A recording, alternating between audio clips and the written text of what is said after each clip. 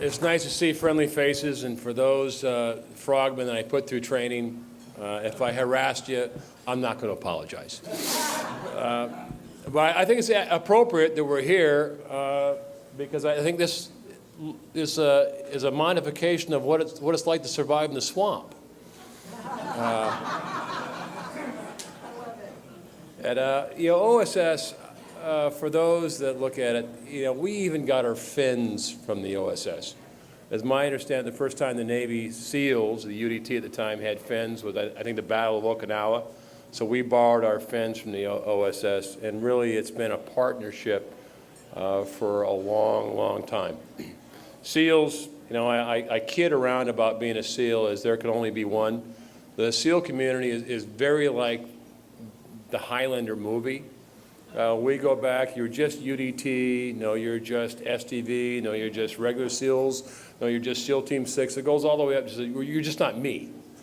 And the SEALs are our community that kind of focuses on themselves a little, but how we got to be a great force is through the strife and the partnership and blood of not only the brothers that went before us, the sisters who also fought in combat, but it's been through magnificent partnerships throughout time with the OSS, our Special Operations friends, our SF, and so it really is that. From my view, when you start draining the swamp, what happens is serpents get exposed. And some of those serpents don't like being exposed, but keep the faith, I would say.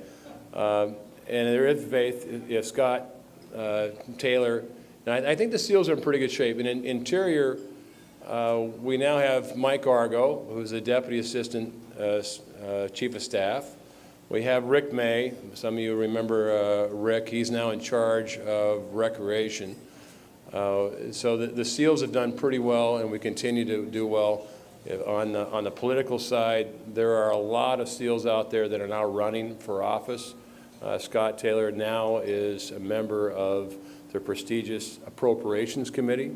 So when you look at the funding behind our military, Scott is up front, and that is doing a magnificent job.